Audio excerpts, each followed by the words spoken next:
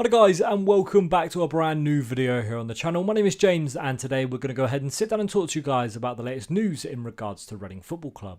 Now, two news stories have broke today. One of them has been broken by Reading officially themselves with a club statement, and one of them came from Footy Insider 24/7 and Pete O'Rourke. So, sometimes reliable, sometimes not. If I'm honest, I'll take the article with a pinch of salt. The article that was released by them was in regards to Takeover news, but we'll start off with the official club statement that came from Reading, and the statement reads as followed. Club have been fined for breaching FA intermediary regulations. So we'll go ahead and just take a look at what Reading wrote themselves, and then we'll talk about it then. So last month, an independent regulatory commission found Reading Football Club and three of its staff members, Nigel Howe, Sue Hewitt and Michael Gilks, to have breached FA Rule E9 and Regulation E5 of the regulations on working with intermediaries. The charges relate to a single agent negotiation in 2019. The club and each staff member, as well as the agent involved, were charged separately and recently attended a secondary hearing to determine the appropriate sanctions for the offence.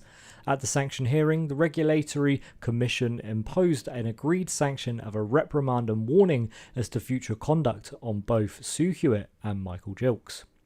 Nigel Howe has been fined £5,000 and issued with an immediate 6-month suspension with involvement with player negotiations and transfer-related activity, and a further 6-month suspension from all football-related activity to commence upon the expiry of the first suspension.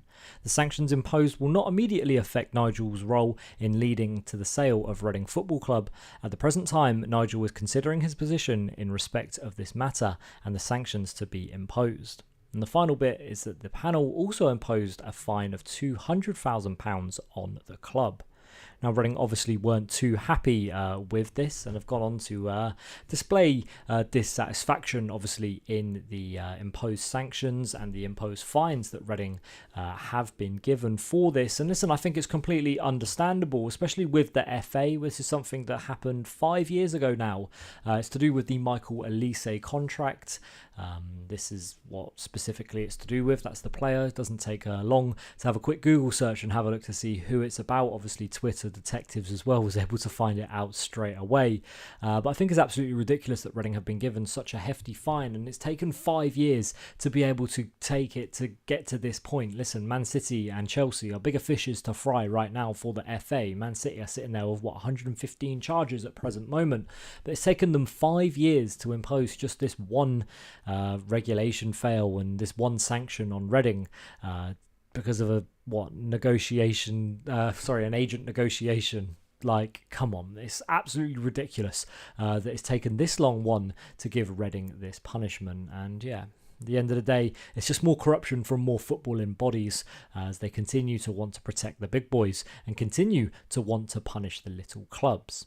Now, the second news story that broke obviously was in regards to Reading's potential takeover deal that's currently going on. This one came from Pete O'Rourke, and he said Reading's takeover is close to completion after Cheer On Sports Group agreed to a deal in principle to purchase the club, sources tell Football Insider. The Swiss-based group have been in exclusive talks over the takeover for the past couple of months, and a deal has finally been reached with current owner Dai Young.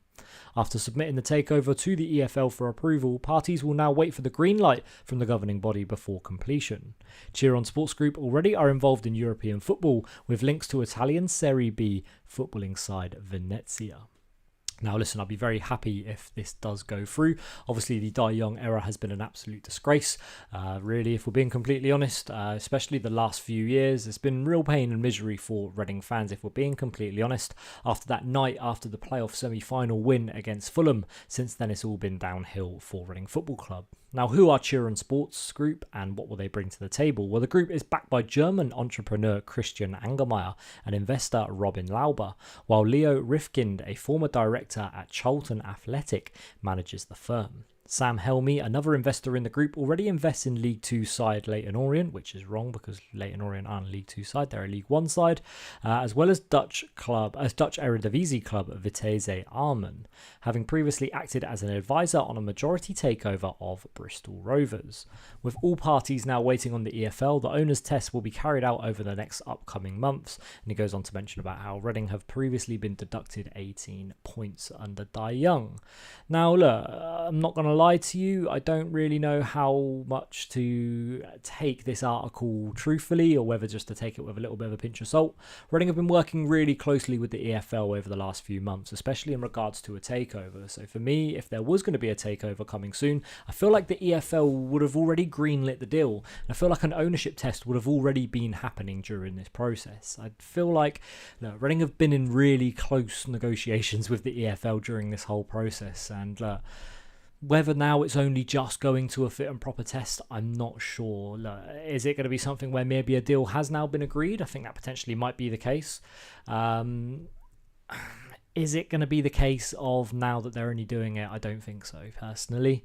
Again, though, it's just all people just speculating, and it's all people really just guessing. This is according to inside sources for Peter O'Rourke. Peter O'Rourke's got a lot of things wrong at Reading before. He's also got a few things right. A lot of these journalists just do a lot of guesswork, and I'm not saying that he's wrong, I'm not saying that he's right, but personally, I would take this with a little bit of pinch of salt. But we're here, obviously, to report on any news that really comes out to do with Reading, and to give our opinions. Listen, I think Cheer On Sports Group, I can't judge them because I don't know what they're going to be like, right? Venezia are always known for having really nice football kits. Is that what's going to be coming Reading's way? I'm not 100% sure, but look, I'm hoping that something can be officially announced very soon, as really, I think just anyone that's going to pay the bills, anyone that's going to be able to really help Reading progress is going to be something that's going to be good. And look, just get Die Young out of Reading Football Club. That's all we need, really. I think, listen, at the moment, Reading have got a really good, football structure at the moment with the club, with Mark Bowen really being involved in terms of transfers and finding things. I think you've got the scouting network as well at Reading at the moment, which is really good. I think the academy as well is something that's arguably one of the most impressive things about Reading at the moment, especially with the stuff that Mikael Ledgerwood's doing. I mean, the under 18s haven't been great this season, but they've made massively stripped for the players to go to the under 21s. You look at the under 21s, they've been fantastic. Michael Gilks, Noel Hunt have done an outstanding job. And look, I think really Reading's biggest assets are what are already there. I feel like the structure at Reading Football Club should stay the same. I think it's there for the success, if I'm being completely honest. I think long term there'd be a success plan, especially at Reading. Listen, at the moment, working on a shoestring budget, and there's not really much they can do. So yeah, it'd be interesting to see once this group comes in, what they want to do as well with their plans. But personally, fingers crossed, because obviously everybody wants their own people, but fingers crossed it stays relatively the same. Now, that's going to be it for this video today. Not really too much news else has come out. Obviously, Reading's under-21s will be playing on Monday against Sunderland under-21s. That is in the semi-final of the Premier League 2 Cup, or the league stage of the Cup, should I say, the playoffs. Graham Murty is returning to the Medeski as well. So we have Noel Hunt versus Graham Murty in a battle of the minds, both head coaches of the respective teams. So yeah, it'll be interesting to see what goes on there. Also, the Bucks and Bucks Cup is tonight. Reading under-21s are playing in that one. So listen, good luck to Reading. Fingers crossed they can bring the trophy home, and yeah, we can celebrate a Bucks and Bucks Cup win this season. That's going to be it for this one though today, guys. Thank you very much for watching. My name's been James, and we'll see you all again for hopefully another news video soon confirming a takeover. But if not, we'll see you again soon. Thanks for watching. We'll see you in the next one. Bye bye.